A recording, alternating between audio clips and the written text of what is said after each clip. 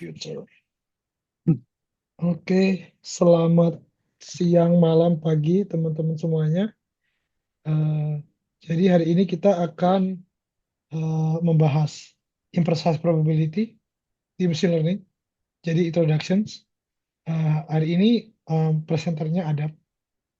Jadi judulnya Beyond Known Unknowns, Introductions to Imprecise Probability and its Applications ya. Ya, Oke, mungkin ada bisa dimulai. oke. Selamat sore semuanya, siang, malam, pagi. Buat teman-teman yang melihat ini dari belahan dunia yang lain.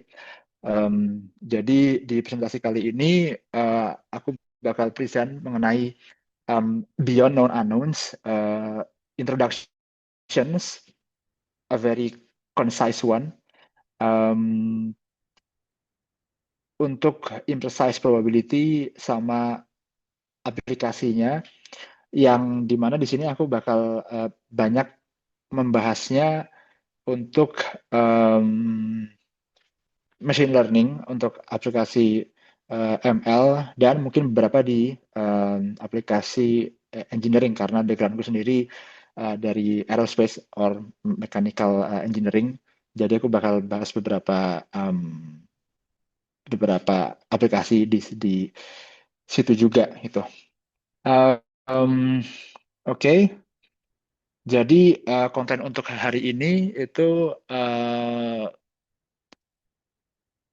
pertama kita akan revisiting lagi atau apa namanya ya, kita ulas balik lagi eh, mengenai teori probabilitas klasik yang mungkin kita udah familiar em, sebelumnya, karena udah ya, kalau bisa dibilang sudah diajarkan di mana-mana sebenarnya gitu. Maksudnya pas kita S1 pun diajarin, mungkin mulai dari SMA udah diajarin, S1 ada lagi, terus mungkin yang S2 ketemu lagi gitu, dan ini ketemu di mana-mana. Terus kita akan bahas, kita akan jalan uh, terlepas dari teori probability klasik.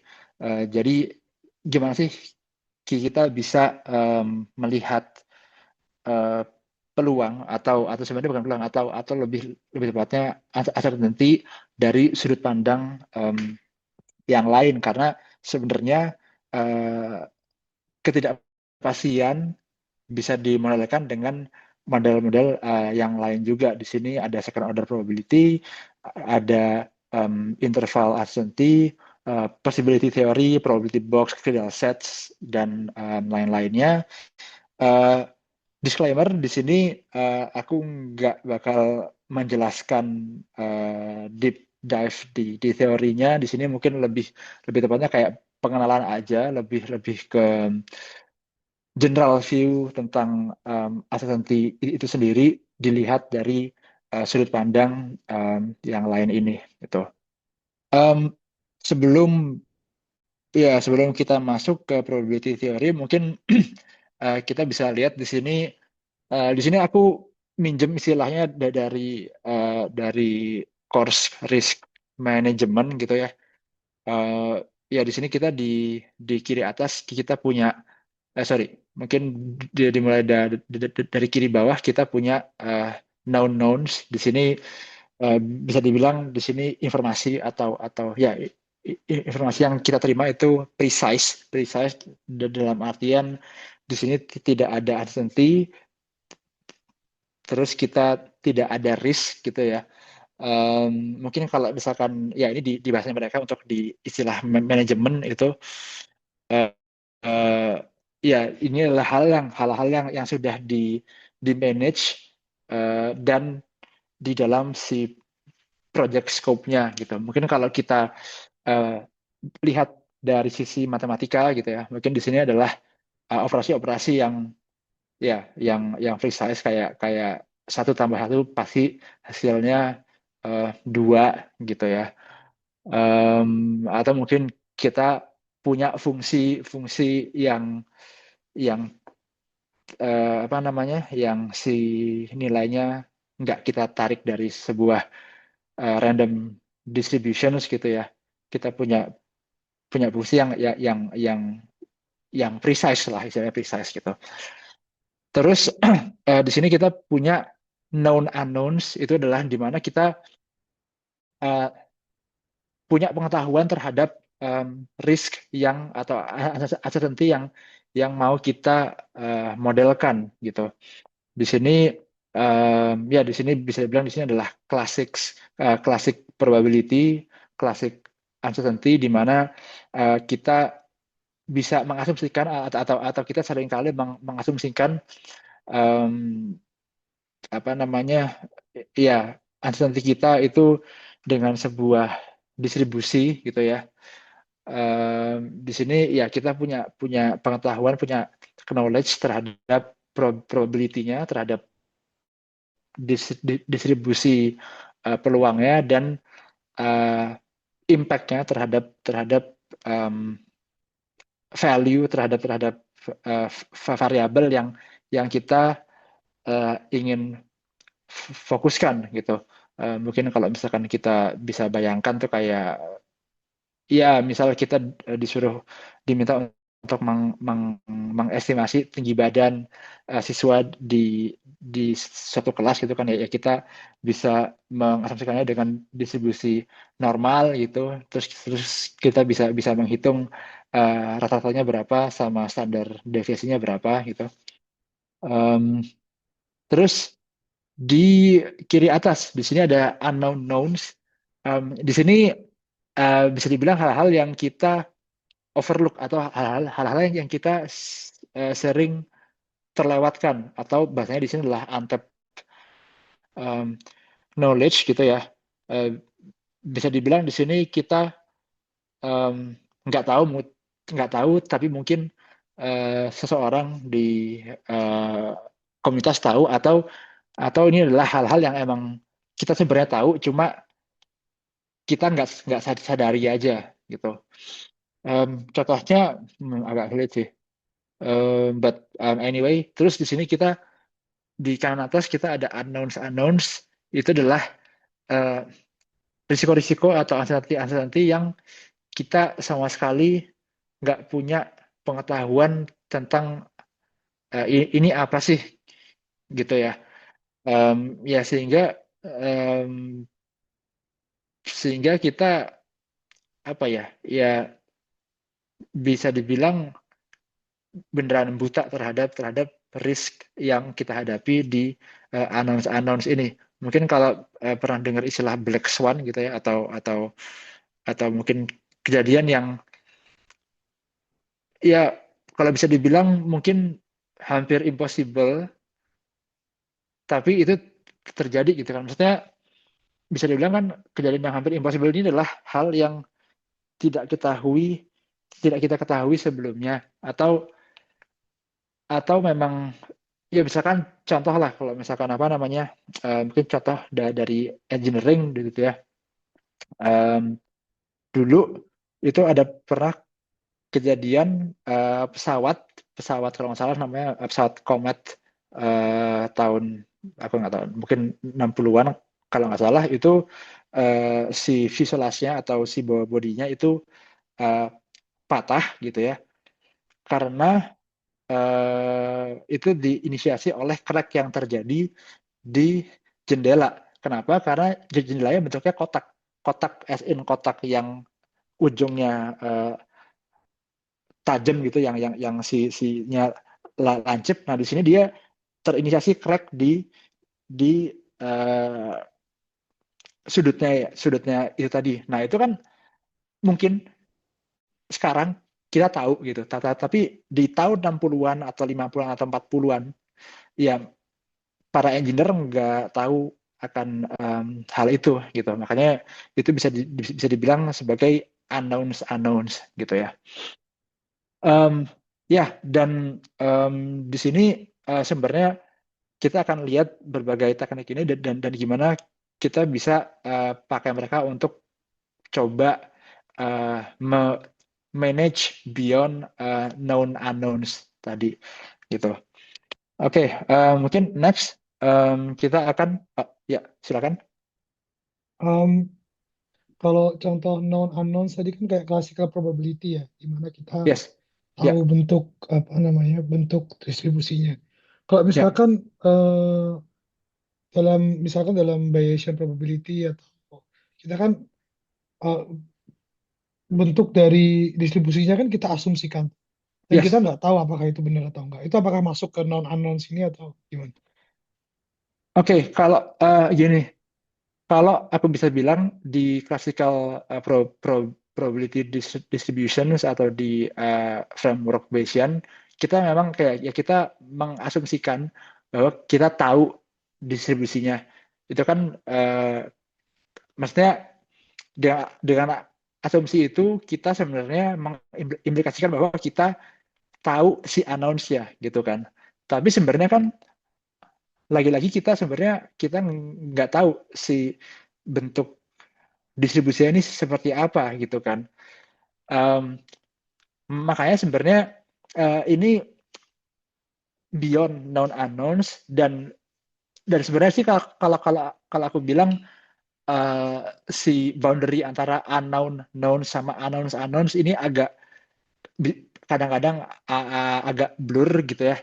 Uh, jadi kalau kita misalkan memang nggak tahu si distribusi prior untuk si model Bayesian kita gitu ya, ya mungkin bisa jatuh di salah satu dari dua kriteria ini. Tapi um, kalau dari aku sendiri sih mungkin bisa dibilang ke unknowns unknowns karena ya bisa dibilang unknowns unknowns ini hal yang lebih general daripada unknown knowns gitu kan. Karena ya kalau kita dari awal udah nggak tahu gitu ya, ya most probably kita akan melewatkan si knowledge kita yang sebenarnya kita tahu. Makanya mungkin bisa dibilang kita lebih aman kalau kalau kita main lebih konservatif sehingga ya di sini kita lebih ke unknowns unknowns gitu sih.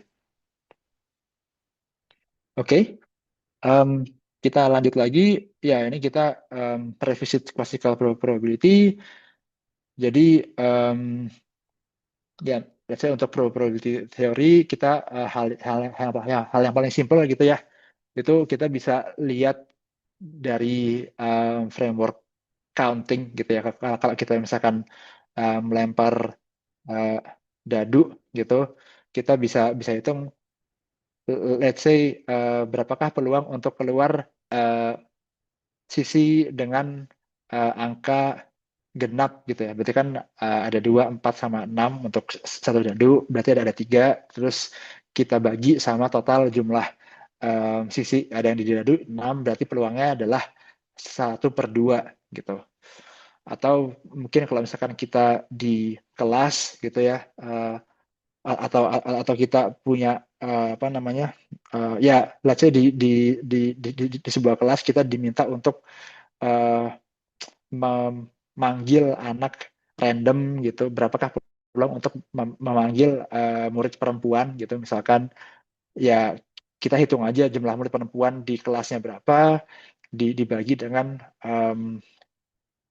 total jumlah murid di kelas itu ada berapa gitu. Terus dari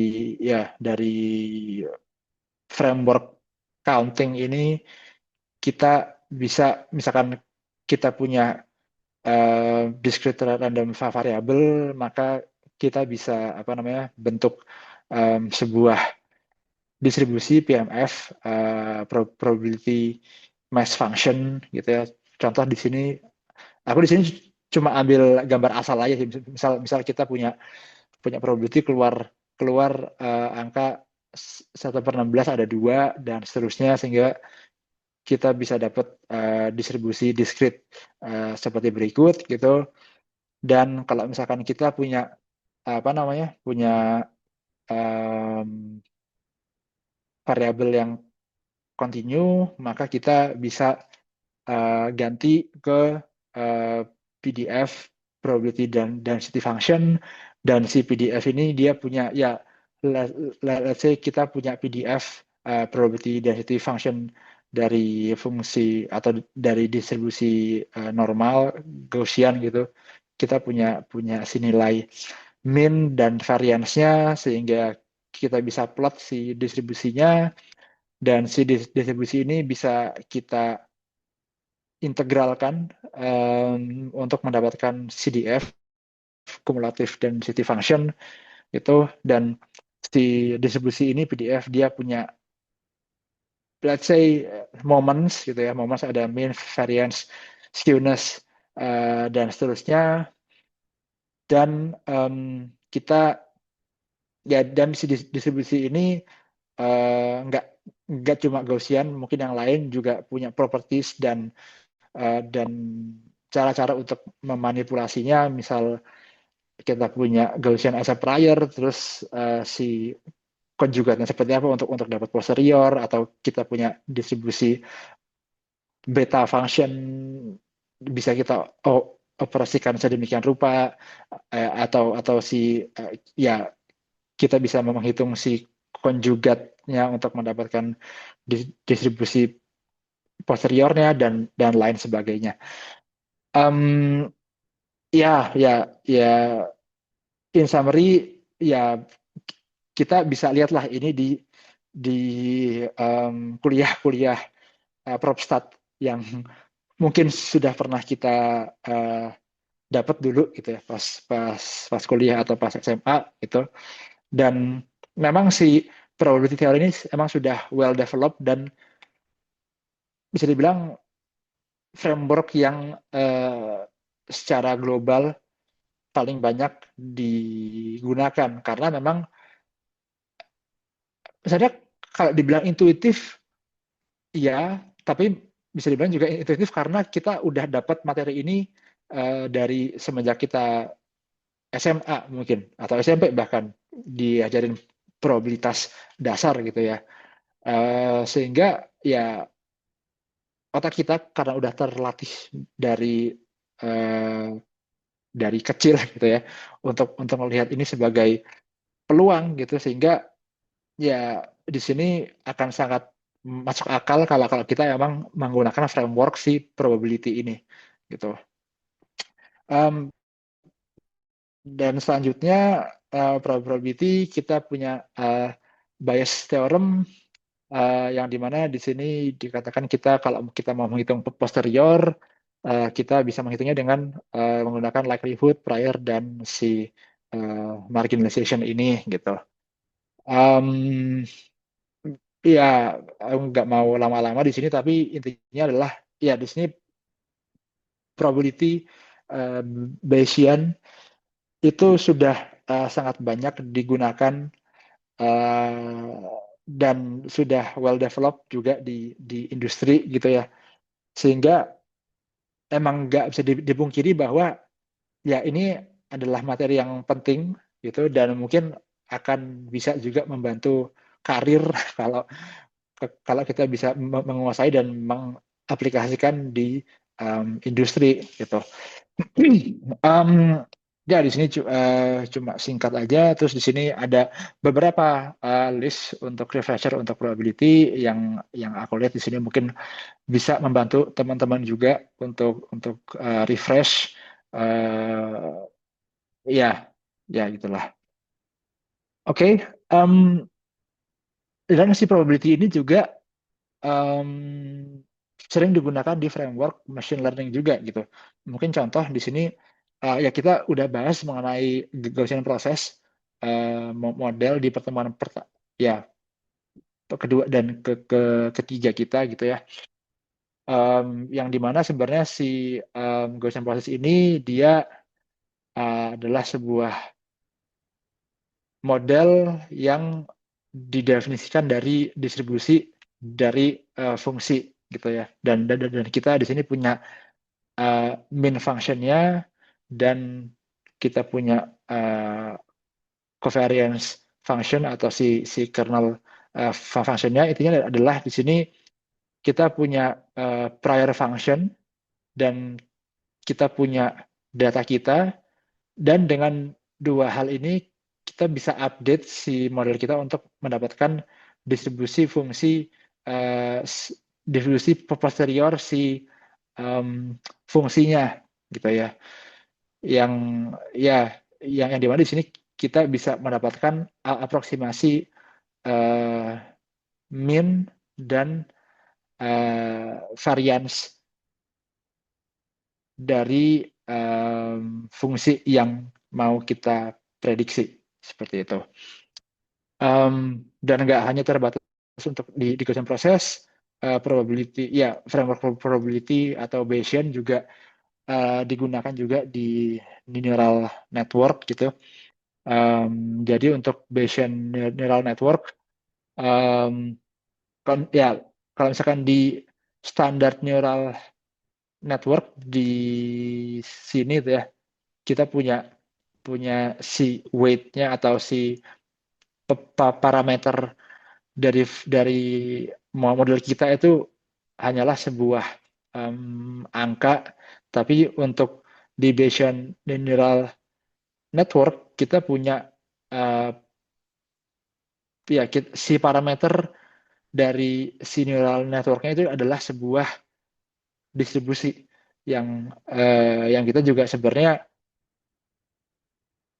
bisa dibilang nggak tahu distribusinya seperti apa. Maka dari itu kita cuma bisa menetapkan si prior distribution untuk parameter kita, dan dengan data yang kita punya kita bisa update si prior distribution-nya dengan si bias formula ini untuk mendapatkan si posterior distribution-nya. Tapi seringkali untuk Bayesian neural network memang secara komputasional tidak intractable itu apa ya? Ya sulit lah, sulit untuk dilakukan, sehingga seringkali kita pakai metode aproksimasi untuk mendapatkan si distribusi posteriornya bisa dengan ya let's say di sini kalau misalkan modelnya simple mungkin kita bisa pakai raw Monte Carlo integrations, cuma jelas di sini akan sangat costly. Maka dari itu ada juga teknik Markov chain Monte Carlo untuk dapat sampling posterior distributions-nya atau variational inference gitu. Um, Tidak hanya terbatas oleh Bayesian neural network, tapi juga sebenarnya di sini ada metode lain, itu let's say ada ensembles, yang dimana ensembles ini adalah bisa dibilang cukup simple, yaitu kita punya beberapa model gitu ya, beberapa model precise, yang dimana maksudnya adalah kalau misalkan kita apa namanya pakai kasus standar neural network gitu ya, kita punya beberapa uh, model standar neural network yang dimana hasil hasil trainingnya bisa jadi nilai parameternya akan sedikit berbeda dari satu dengan yang lainnya gitu. Dan karena ada perbedaan ini, ya kita bisa mengensemble atau ya menggabungkan si model-model tadi gitu untuk mendapatkan ukuran dari rata-rata dan varians dari si kumpulan model tadi gitu. Tapi mungkin selain di neural network juga ada metode bagging, boosting, stacking, yang mungkin kalau teman-teman pernah dengar gradient tree boosting gitu, atau tree bagging juga ada gitu. Itu yang dari apa namanya, dari tree based model atau random forest. Itu juga kurang lebih sama si apa namanya si intinya kita punya beberapa atau banyak model, dan dari model-model itu kita bisa dapat estimasi uncertainty dari prediksinya Terus untuk kasus di neural network juga ada MC dropout, um, yang dimana sebenarnya idenya cuma cuma menambahkan dropout layer layer dan kita bisa membuat ensemble dengan uh, random dengan randomizations dari network dengan dropout layer yang berbeda-beda tadi, karena kan dropout layer kalau misalkan teman-teman pernah pakai gitu ya, dia kan ada probability dia untuk being dropout, dan ini sebenarnya ini bisa dibilang dia adalah aproksimasi dari Bayesian neural network dengan Bernoulli weight distributions gitu. Tapi selain itu juga ada direct probabilistic neural network, yang dimana sebenarnya di sini intinya adalah kita kita tetap punya neural network dengan weight atau parameter yang nilainya itu adalah sebuah angka gitu ya, bukan bukan distribusi, tapi di layer terakhir kita nggak cuma memprediksi si nilainya, tapi kita memprediksi dua hal, yaitu memprediksi mean dan variance dari distribusi si target datanya gitu.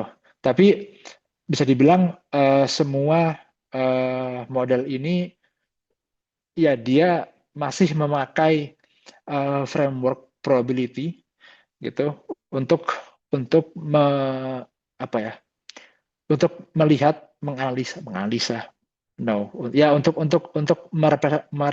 merepresentasikan uncertainty yang ada gitu. Mungkin sejauh ini ada yang mau ditanyakan dulu?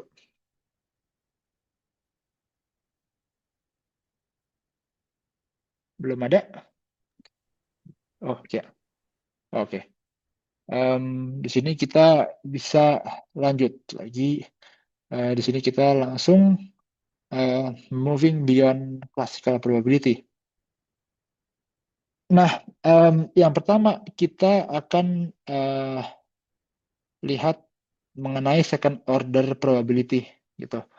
Jadi idenya dari second order probability ini apa sih gitu?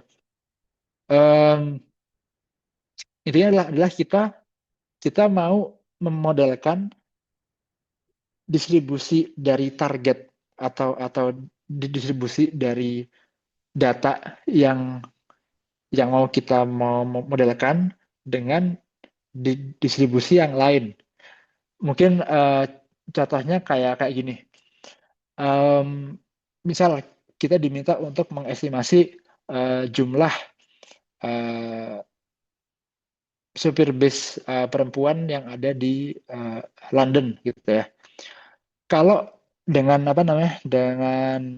framework classical probability gitu ya, ya maksudnya terlepas kita memakai Bayesian atau kita memakai counting atau apapun, intinya adalah kalau di classical probability adalah kira-kira ada sekitar ya mungkin 2.000 supir bis perempuan yang kurang lebih aku kira ada 100 lah. Jadi mungkin sekitar 1.900 sampai 2.100 gitu ya. Yang terdistribusi ya mungkin kalau misal kita tanya orang gitu, orang secara random, mungkin variasinya ada di sekitar 2.000 dengan standar deviasi 100 gitu. Tapi kalau untuk second order itu kita bilang gini, kira-kira kayaknya si nilai rata-ratanya ada di sekitaran 2.000, tapi aku juga nggak tahu, dan si variasinya ada di sekitar 150, tapi aku juga nggak tahu gitu. Sehingga mungkin kita harus memberikan distribusi lain untuk mengestimasi si nilai mean dan si variance-nya gitu. Mungkin kebayang atau mungkin ada yang mau ditanyakan? Ya. Kira-kira kalau kalau di framework Bayesian itu ada yang namanya hierarchical bias, di mana model Bayesian itu Ya, kita punya hyperprior untuk ya, memodelkan parameter. Itu apakah sama yes. dengan second order probability ini? Ya, kurang lebih sebenarnya sama. Cuma ya sebenarnya sama dan bisa dibilang ya ini tahap pertama kita ya untuk bisa dalam tanda kutip lepas dari classic probability, intinya adalah ya kita punya hyper prior atau si parameter dengan berbentuk distribusi yang memodelkan um, si ansar tertinggi kita gitu. Uh, Kebayang sebenarnya sih sama sih sama si hierarchical bias Hmm, tadi. oke. Um, dan untuk aplikasinya di machine learning ini seperti apa? Aku pernah lihat salah satu paper yang dia pakai um, second order probability gitu ya untuk memodelkan uncertainty. Di sini mungkin kalau teman-teman penasaran gitu ya, nama papernya adalah Deep Evidential Regression gitu. Jadi kalau misalkan gini sih, apa namanya si intuisinya adalah di sini. Jadi kalau misalkan teman-teman balik ke si Bayesian neural network ini, kan dia sebenarnya memodelkan si distribusi parameternya, si dia memodelkan si parameternya sebagai distribusi gitu ya. Dan di sini si distribusi dari parameter tadi dia punya distribusi lagi gitu. Dan di sini dia ada dua parameter yaitu mu dan min dan varians ya. Essentially sebenarnya sih di sini dia um, jadi untuk setiap parameter untuk setiap distribusi parameter uh, dia punya uh, probability atau ya dia punya distribusi lagi dari nilai mu dan si variansnya gitu. Um, ya mungkin kalau misalkan teman-teman lihat di sini ya ini apa namanya higher higher order distributionsnya dengan distribusi yang berbeda-beda. Maksudnya iya, kalau misalkan Mas Loka bilang tadi ada hyperplier-nya ya ini adalah si hyperplier-nya tadi gitu. Jadi hyperplier untuk memodelkan si mu, si min dan nilai variansnya. Dan di sini kalau misalkan kita lihat, misalkan kita ambil sampel, misalkan di titik yang pertama ini kalau misalkan kita translasikan dia ke sebuah distribusi si parameternya itu terlihat seperti ini gitu. Dan di sini kalau misalkan kita ambil sampel untuk distribusi di sini dapatnya seperti ini. Kalau di tengah ini hasilnya seperti ini gitu. Um, Oke. Um, ya kurang lebih kayak gitu sih. Ada yang mau ditanyakan? Jadi di sini eh, kita punya model sesederhana Gaussian ya ini. Yes. Ya, ya, ya. Kemudian parameternya kita modelkan dengan yang higher order evidential ini Betul. dengan parameter lain antara lain gamma kemudian alpha beta ini. Iya, betul, betul. Oke. Jadi di sini dia sebenarnya si hyperprior-nya ini Hmm. atau si higher order parameter ini dia kalau kalau nggak salah ya, saya itu dia untuk mu-nya dia pakai Gaussian dan Hmm. variansnya dia pakai inverse gamma function kalau nggak Hmm. salah. Oke. Eh, ya makanya dia dapat ada parameter gamma, lambda, alpha, beta di Hmm. sini gitu. Oke. Oke. Em, Next kita eh, ke model yang berbeda lagi. Di sini kita ngomongin tentang interval. Jadi interval ini em, apa sih gitu?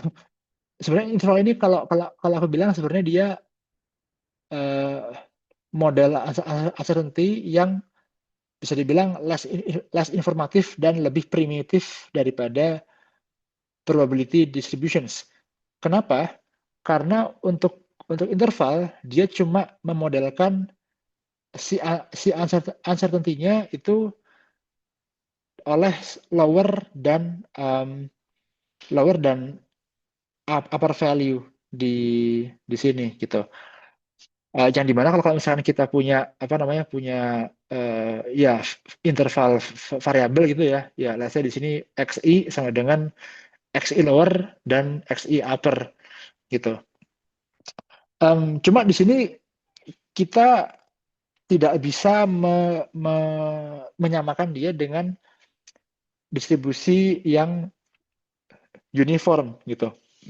Mungkin kalau misalkan teman-teman ya, mungkin teman-teman kalau kalau teman-teman dapat misalkan diberikan sebuah informasi di mana uh, misal nih aku punya em, permen misalkan uh, permen yang ada di dalam box ini itu jumlahnya antara 10 sampai 15 gitu.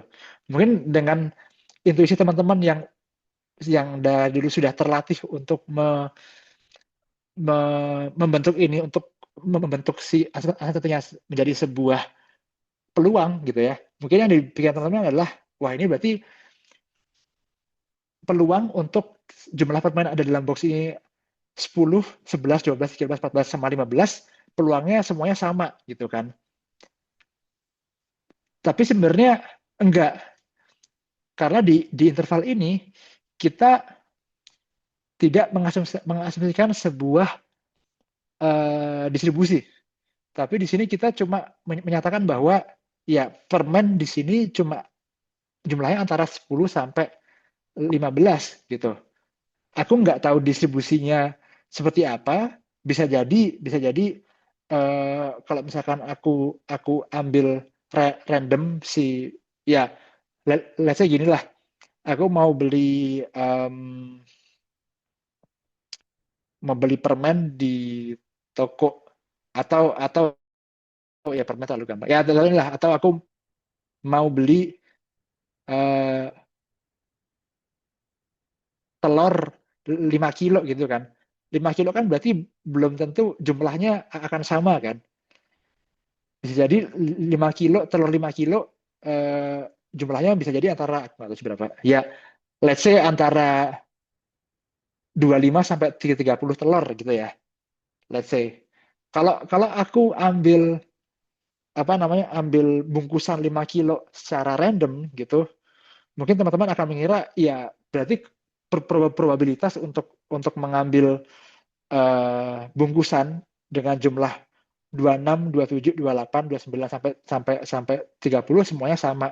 Tapi bisa jadi di sini kalau kalau misalkan kita ngomong interval itu kita sebenarnya kita tidak mengasumsikan distribusi, tapi di sini bisa jadi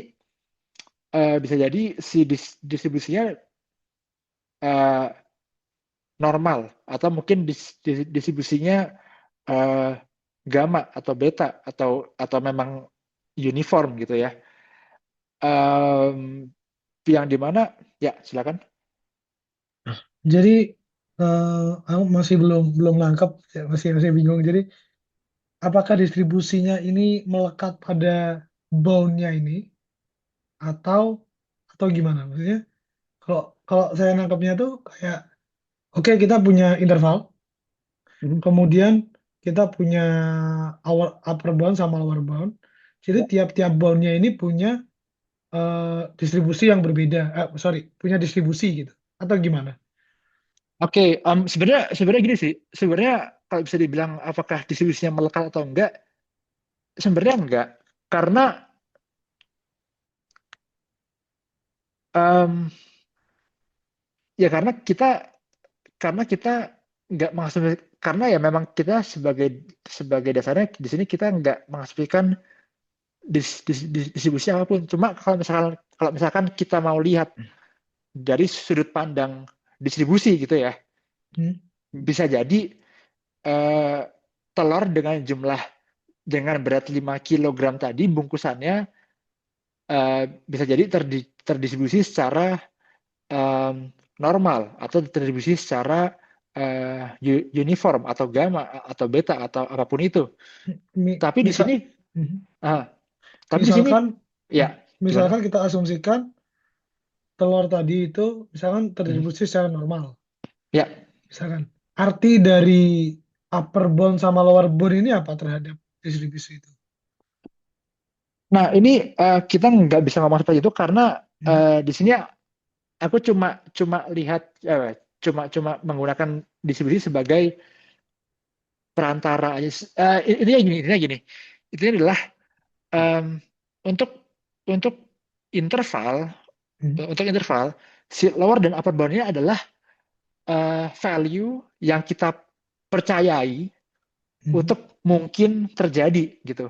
Kita Hmm? nggak tahu, bisa jadi distribusinya normal, bisa jadi distribusinya Hmm? gamma, beta, dan bisa jadi si upper bound lower bound ini diasumsikan sebagai dua standar deviasi, bisa jadi tiga standar deviasi, bisa jadi. Tapi intinya adalah aku nggak tahu distribusinya apa, aku nggak tahu di sini dia berapa standar Hmm? deviasi dari si nilai minnya. Aku cuma percaya menurut menurut my belief, uh, according to my belief, anything inside the interval Hmm? is possible. Ja- Oke. ja- Jadi ya kita cuma percaya bahwa oke, aku punya bound seperti ini, dan apapun yang terjadi dalam itu adalah hal yang possible. Di Oke. luar itu adalah hal yang menurut beliefku impossible. Tapi apakah nilai di luar itu possible Hmm. secara universal, secara universal possible. Tapi menurut Jadi, beliefku enggak gitu. jadi bisa dibilang tidak ada measure di antara Nggak ataupun ada, di luar itu nggak ada nggak measure. ada, Kita cuma nggak ada. ngomong doang bahwa oke, Ya, value-nya itu interval dari sini interval sama sini, yang di sini sama dalam sini. itu possible, yang di luar. Ya, dan itu again itu cuma menurut beliefku aja gitu. Hmm, Jadi oke. dalam ini nggak ada measure, ya maksudnya measure-nya cuma ada lower, upper, mid value sama range-nya doang. Udah, Oke. itu aja. Oke. Okay? Dan interval interval di machine learning sebenarnya ini mungkin lebih ini ya lebih ya ini karena apa namanya, karena backgroundku di engineering gitu ya, mungkin di sini bias bias terhadap aplikasi untuk surrogate modeling um, di kasus engineering gitu. Um, jadi yang kita mau adalah di sini adalah kita mempropagate uncertainty-nya. Maksudnya gimana? Um, misal misal kita punya struktur baja gitu ya dengan uncertain material properties gitu. Misal punya modulus yang yield strength dan segala macamnya, dan juga kita punya uncertain loads yang bisa di mana di sini bisa bisa aja angin atau seismic atau apapun itu. Dan karena di sini kita uh, cuma bisa melakukan testing dari ya kita cuma bisa melakukan beberapa testing, kita nggak bisa ngefit distribusi secara reliable gitu. Ya, misal kita cuma bisa testing 3 sampel gitu ya. Ya kan kita ya bisa aja sih kita asumsikan, let's say asumsikan normal atau asumsikan beta atau asumsikan gamma atau apapun itu. Tapi kan di sini belum tentu tadi belum tentu si distribusi asumsi distribusi yang kita percayai itu benar gitu kan. Bahwa di sini akan lebih safe, akan lebih aman kalau kita bilang, oh ya saya nggak tahu di sini dia distribusinya apa. Tapi secara hasil testing kita tahu si value dari modulus yang itu antara 190 sampai 210.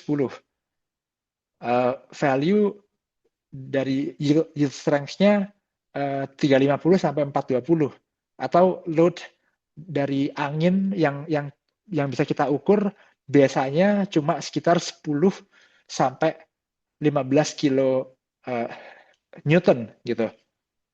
Betul. Dan di sini ya karena lagi-lagi di sini kasusnya kasus engineering ya. Kita kan kalau misalkan kita mendesain struktur, kita mau kita mau tahu berapa sih stres maksimum misalkan yang terjadi di struktur gitu, atau apa ya, atau ya frekuensi natural dari strukturnya, atau ya apapun lah itu. Nah, maka dari itu kita di sini tasknya yang kita lakukan di sini adalah sebenarnya melakukan namanya uncertainty propagations gitu. Kalau let's say kalau kita punya uncertainty-nya berupa distribusi, ya kita juga bisa melakukan propagation dengan melakukan let's say Monte Carlo simulations gitu ya, dengan melakukan simulasi berulang-ulang kali 10.000 kali eksperimen dengan ngambil sampel dari input dan kita lakukan Monte Carlo sehingga kita dapat outputnya, sehingga kita bisa dapat distribusi output yang reliable gitu. Tapi di sini karena kita cuma ada beberapa material yang bisa kita tes gitu ya. Dan di sini kita cuma bisa dapat interval sebagai uncertainty-nya, sehingga ya kita harus mempropagate si interval ini. Nah, gimana caranya kita bisa, mungkin sebelum itu di sini sih ini risetku sendiri baru kelar preprint beberapa minggu lalu. Ntar akan aku kasih linknya. Di sini ada beberapa metode kalau misalkan untuk diaplikasikan di machine learning sendiri, kita bisa coba untuk menggunakan interval valued weight. Jadi si weight dari tiap-tiap koneksi neuronnya itu adalah berupa interval valued, atau kita bisa juga dengan di sini nge-wrap ya, atau ngebungkus si fungsi aktivasi non linearnya dengan upper and lower bound dari linear function. Ntar nggak akan aku bahas secara detail di sini, cuma ntar akan aku kasih linknya. Oke, gimana caranya kita bisa mempropagasi interval? Jadi sebenarnya prinsipnya simple, yaitu adalah dengan given interval valued input X di sini, kita mau mendapatkan output lower dan upper dengan cara kita mencari nilai minimum dan maksimum dari si fungsi tadi untuk si interval input ini. gitu. Jadi mungkin sebagai eh, contoh atau laser pointer di sini, jadi untuk misal given si interval eh, width ini, kita mau mencari si nilai minimum dan maksimum di eh, kotak ini gitu. Yang dimana senilai minimum dan maksimumnya adalah mungkin di sini nilai minimum dan maksimumnya mungkin ada di sekitar sini gitu. Nah, gimana caranya ya sebenarnya sih kalau untuk kasus propagating interval biasa gitu ya, kita bisa aja uh, let's say pakai sample based method lagi gitu. Ya kita bisa generate semacam Monte Carlo simulations yang ada di uh, antara X lower dan X upper, terus kita bisa solve nilai si minimum dan maksimumnya.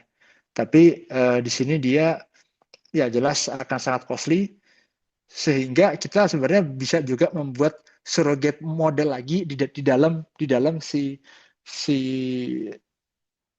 interval ini untuk mengaproksimasi si nilai minimum dan maksimumnya gitu. Tapi di sini berarti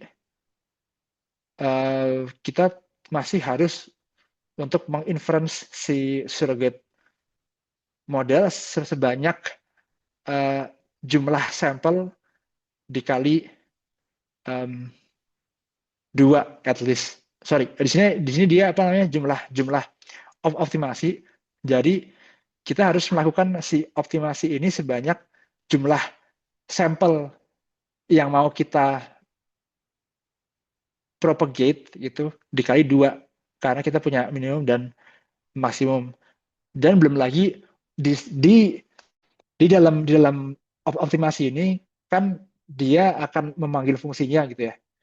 Dan fungsi yang dipanggil tadi itu akan misal kalau kita pakai surrogate model, fungsi yang di dalam tadi akan kita gantikan dengan surrogate model, ya berarti kita tetap harus untuk memanggil si surrogate model itu kayak n sample dikali dua dikali jumlah function call yang ada di dalam tiap-tiap um, optimasi ini gitu.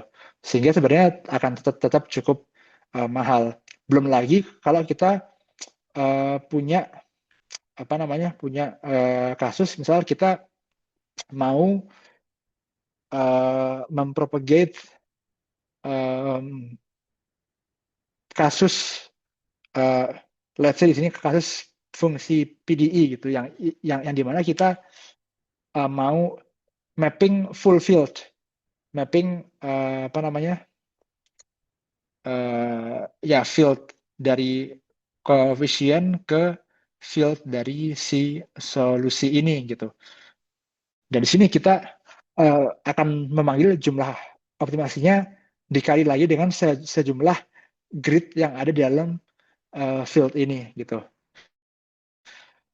Dan ya karena kita udah punya circuit model ya kenapa nggak kita apa namanya uh, langsung estimate aja si nilai uh, lower dan uppernya gitu. Di sini sebenarnya udah cukup banyak uh, paper yang bahas. Di sini ada papernya temanku untuk masalah klasifikasi, untuk masalah regresi sendiri di sini ada beberapa paper. Yang paling terakhir ini adalah paperku sendiri. Mungkin kalau misalkan teman-teman mau lihat, sebenarnya di sini aku coba tulis dia sesimpel mungkin dan ada juga aku mensitasi beberapa paper sebelumnya yang terkait dengan metode interval propagation juga sehingga mungkin teman-teman bisa lihat di sini gitu. Dan di sini juga ada untuk kasus image reconstruction juga gitu. Sejauh ini ada yang mau ditanyakan? Belum ada? Um, Ya, mungkin mungkin uh, pertanyaan tentang interval ini terakhir. Jadi Hmm. em, untuk aplikasinya itu memang user yang tidak ingin memberikan kayak apa ya, kayak asumsi distribusi ke aplikasinya gitu ya. Jadi Ya, kita ya, kita nggak ingin punya asumsi apa-apa, kita cuma pengen ya, asumsi interval gitu aja ya. betul, betul, Oke. betul. Jadi memang memang apa namanya sejauh ini eh, si aplikasi interval untuk machine learning itu kalau aku lihat masih masih sebatas kita mau mempropagate atau kita mau mempropagate interval yang sudah kita tahu Hmm. sebelumnya, bukan let's say misalkan gini, soalnya kalau kita misalkan Hmm. kita apa namanya pakai BNN gitu ya, itu kan kita punya Hmm. data biasa gitu ya, kita punya punya data biasa, kita pakai BNN, kita bisa dapat apa namanya bisa dapat si aproksimasi eh, aproksimasi distribusi si outputnya gitu. Tapi sedangkan untuk interval sendiri aku belum lihat sih em, gimana ini diaplikasikan untuk mengkuantify um, uncertainty di kasus data yang biasa, maksudnya Hmm. kayak kasus Bayesian neural network tadi gitu. Mungkin yang sebenarnya yang paling dekat itu adalah metode conformal prediction, Hmm. karena sebenarnya kan dia sebenarnya asumsinya adalah um, conformal itu kan dia dia tidak mengasumsikan distribusi, cuma dia mengasumsikan probability di mana uh, data yang mau kita prediksi itu ada di dalam si interval width-nya gitu kan. Sebenarnya kan um, konsepnya konformal seperti itu, tapi menurutku itu tidak sepenuhnya, maksudnya itu tidak senaif interval interpretasinya, sehingga aku bisa bilang itu sedikit lebih informatif dari interval model sih gitu. Oke, Oke. selanjutnya itu ada namanya possibility teori. Jadi ini bisa dilihat sebagai uh, hal yang lebih general dari interval gitu ya. Jadi instead of a single interval, kita merepresentasikan si uncertainty-nya dengan sekumpulan dari interval gitu. Mungkin kalau teman-teman yang udah pernah dapat materi tentang fuzzy sets pas kuliah, mungkin ini bisa dibilang mirip atau sebenarnya sama sebenarnya. Jadi interpretasinya adalah seperti ini. Si core set ini dia adalah um, interval yang kita apa ya, yang kita benar-benar percaya, bukan percaya ya, yang kita benar-benar pasti ada di situ si value-nya gitu. Tapi sebenarnya bukan pasti sih, mungkin bisa dibilang apa ya, core set ini adalah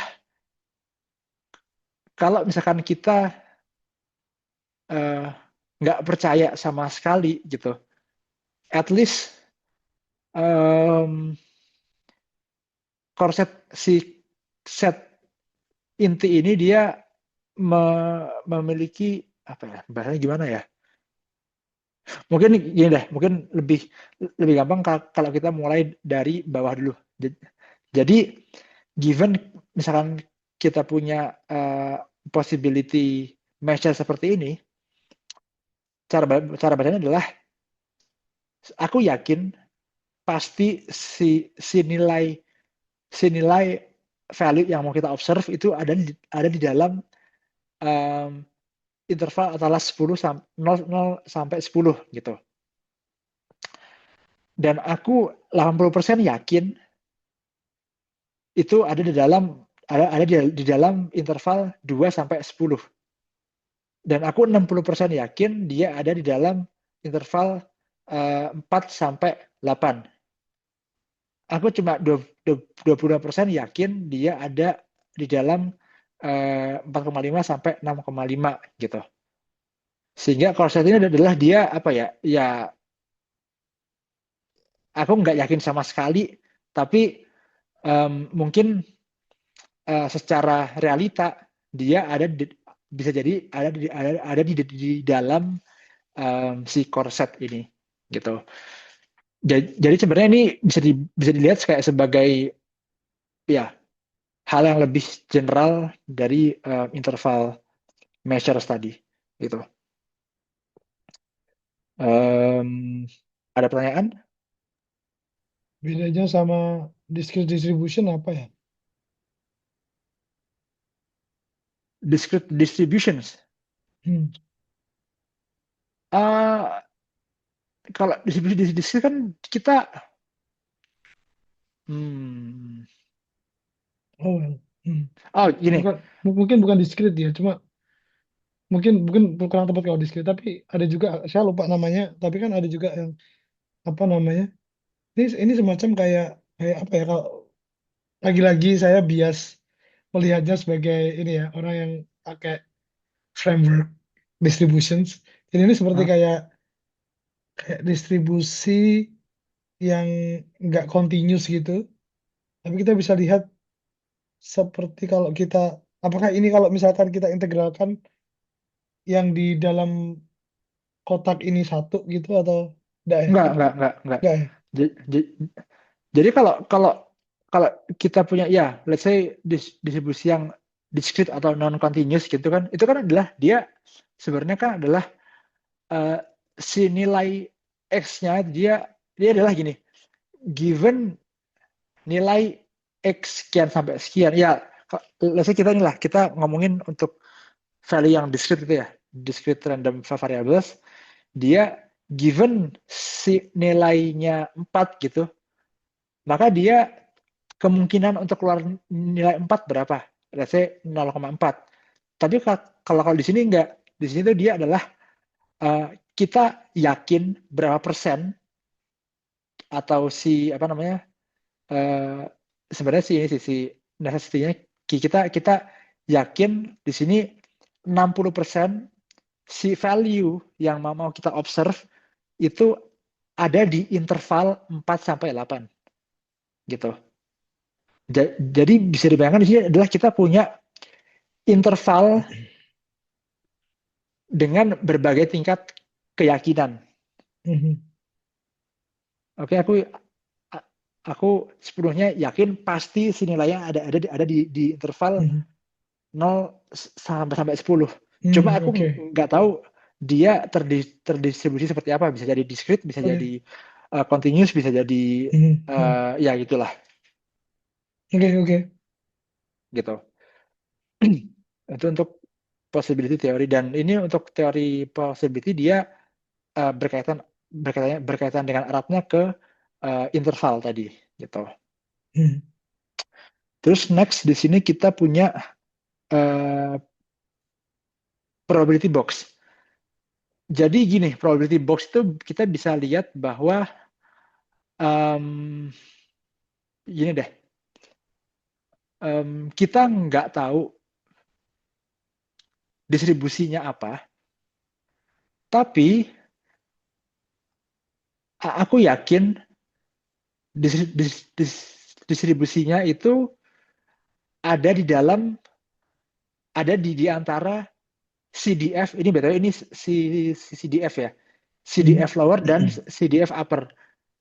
Jadi dia apapun distribusi yang ada di dalam CDF ini dia possible gitu. Kebayang Mhm. nggak?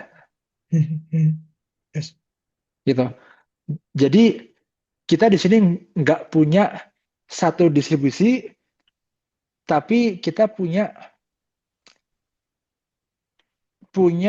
distribusi lower dan upper gitu, yang dimana uh, value yang dimana distribusi di antara distribusi lower dan upper ini dia bisa jadi valid gitu. Hmm. Kurang lebih kayak gitu sih si uh, idenya. Hmm.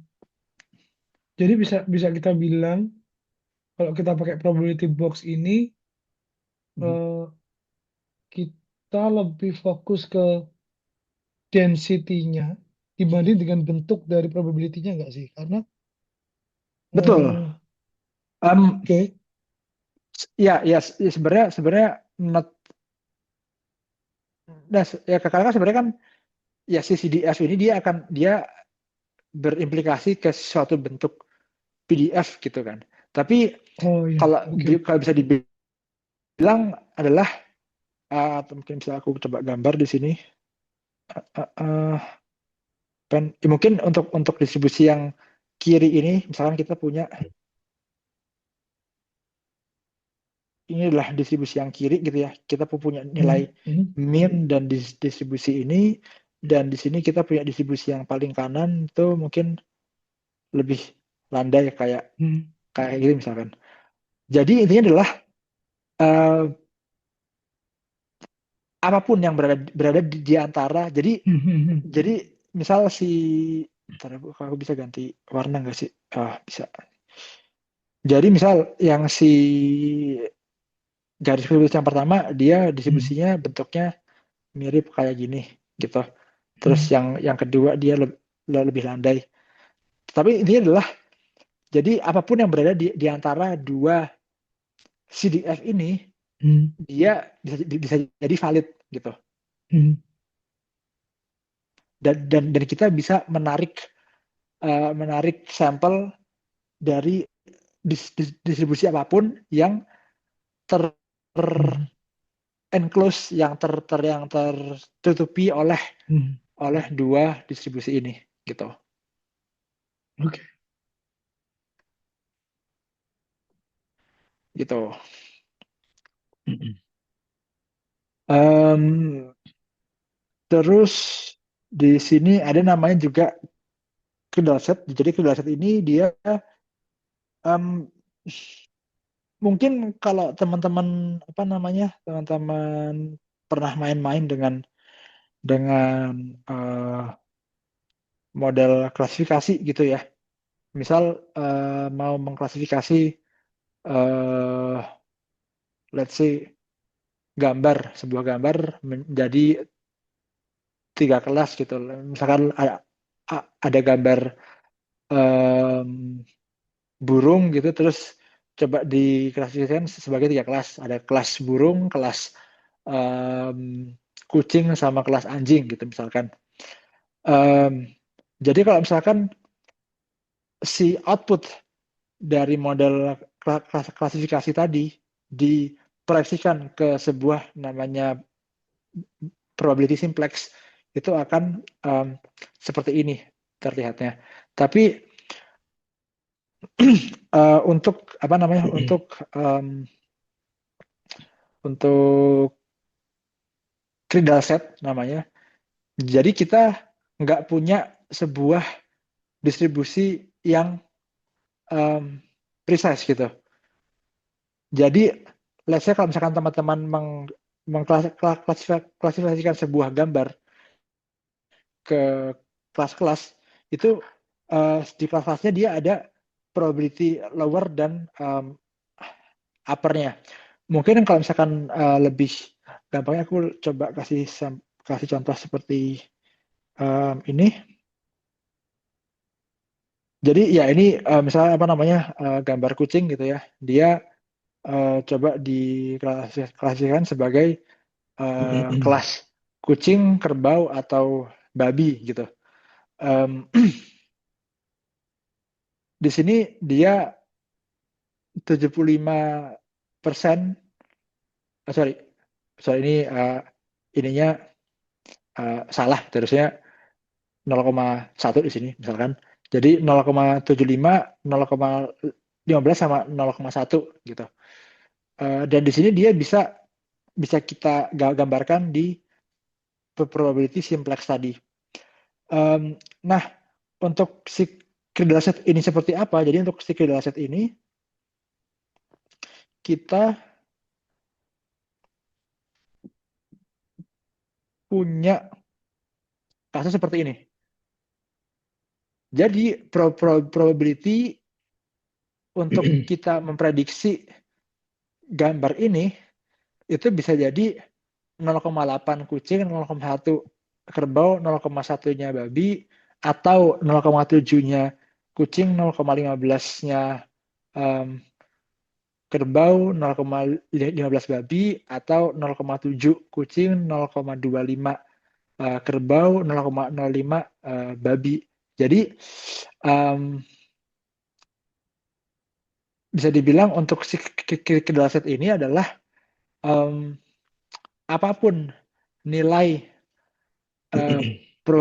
output probability yang dihasilkan, selama dia ada di dalam probability simplex area yang ini, dia itu valid gitu.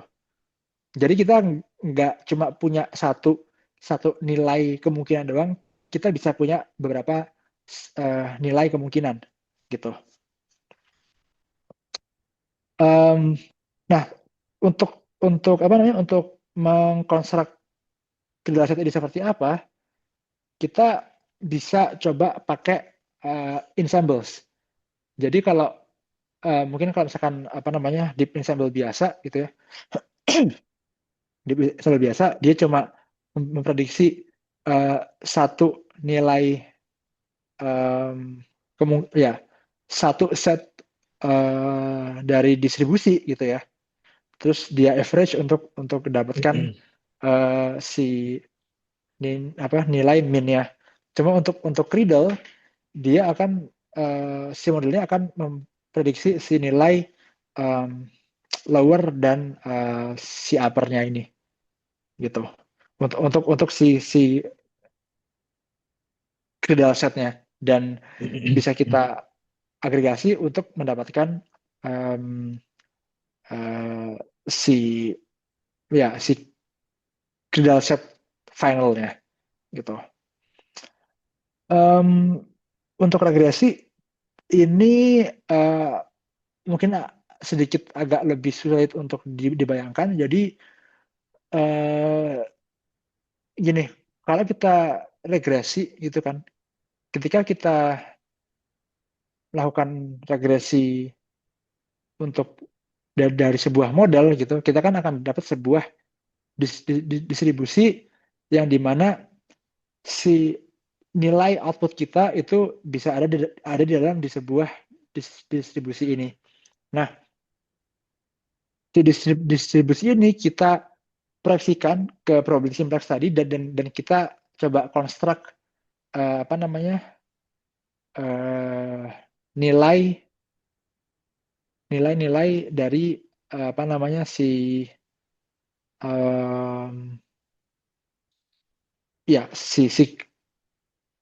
nilai si datasetnya tadi lah gitu. Mungkin di sini definisi matematisnya intinya adalah si dataset ini dia adalah kombinasi konveks dari distribusi yang kita punya gitu ya, dan dia adalah campuran dari senilai min dan variansnya gitu.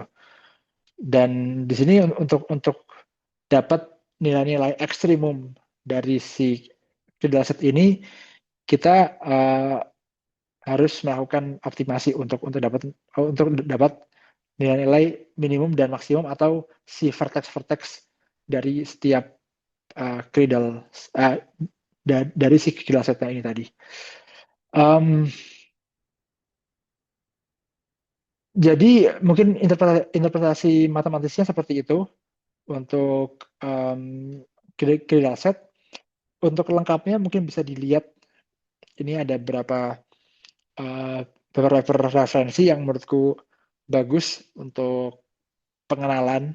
Ya sebenarnya nggak pengenalan juga sih karena em, bisa dibilang apa ya, salah satu kelemahan dari si imprecise probability framework ini adalah dia tidak terlalu aksesibel untuk orang yang baru belajar gitu ya, sehingga di sini kita harus menginfer sendiri dari paper-paper yang cukup kompleks sebenarnya, makna atau interpretasi dari interval, possibility theory atau p-box atau apapun itu seperti apa sih sebenarnya gitu. Dan kalau misalkan kita lihat yang lain-lain ya sebenarnya masih banyak lagi. Ini salah satu apa ya, mungkin mapping yang dibuat oleh salah satu kolegaku. Uh, Kalau dibilang sempurna mungkin enggak, karena lagi-lagi mungkin ada beberapa orang yang menganggap ini bisa bisa bisa termasuk di kelas yang berbeda, tapi ini mungkin bisa membantu sih gitu untuk memahami dia um, ada di sebelah mana dan dia berkaitan dengan uh, teori apa gitu. um, jadi sebenarnya itu terus key takeaways-nya adalah UQ itu penting untuk model safety dan trustworthiness, dan UQ itu nggak terbatas hanya di probability distributions atau Bayesian, dan implicit probability approach dia punya potensi untuk apa ya, untuk mengakses hal-hal yang mungkin nggak bisa diakses oleh uh, model probability distribution biasa gitu ya. Tapi juga banyak metode yang masih terisolasi dari satu dengan yang lain gitu. Ya di sini kita nggak punya uh, introduction yang atau apa ya, atau satu buku besar yang bisa kita pakai buat buat perkenalan gitu, atau kita belum punya satu teorema atau framework besar yang bisa menyatukan semuanya dan bisa dipakai ke kemana-mana. Dan barrier to entry-nya sebenarnya juga masih relatif tinggi, karena karena kalau dari pengalamanku sendiri, dia kadang ada yang terlahir dari apa namanya, dari bidang ekonomi dia pakai bahasa yang beda lagi, ada yang dari pure maths dia pakai bahasa yang berbeda lagi, terus ada yang dari engineering dia pakai istilah yang berbeda, dan kadang ya buat memahaminya juga cukup sulit gitu, nggak gampang. Tapi di sini dia bisa jadi uh, research field yang cukup rewarding. Dan buat selanjutnya di sini sebenarnya udah ada yang bikin lecture series untuk imprecise probability, dan juga sebenarnya udah ada organisasinya. Dan di sini ada beberapa nama researchers yang mungkin bisa di follow untuk misal mau menyelam ke dunia ini lebih lanjut. Gitu. Sekian dan terima kasih. Apakah ada pertanyaan? Mungkin tidak ada pertanyaan yang itu tadi dong. Cuma eh, saya juga lagi baca-baca tadi ini lecture notes-nya Krikamol, Hmm, baru slide kedua. Mungkin mungkin mungkin ini yang akan jadi pintu masuk orang-orang machine learning untuk belajar lebih tentang setuju, imprecise probability, karena dari orang-orang statistiknya sendiri yang itu sepertinya agak lumayan gatekeeping. Jadi setuju, setuju. Tapi dari lecture-nya kamu, dia nggak ada rekamannya ya? sejauh ini belum. Maksudnya untuk dia ini kan lecture yang pertama kali dia Pertama kali bikin, sih ya benar. dan dia bilang nggak akan ada rekaman sih di. Ah, oke. Cuma slide-nya cukup cukup cukup understandable. Jadi kayak karena dia masuk, Iya. aku baru ngecek slide kedua ini. Tadi ngecek slide pertama dia baru ngejelasin masalah apa aja sih yang muncul pada sistem Ya, machine learning kita sekarang. Yang kedua dia baru masuk ke imprecise probability. Tapi aku ya, belum belum ya. belum baca. Jadi kayaknya Hmm. lumayan slow gitu, maksudnya lumayan.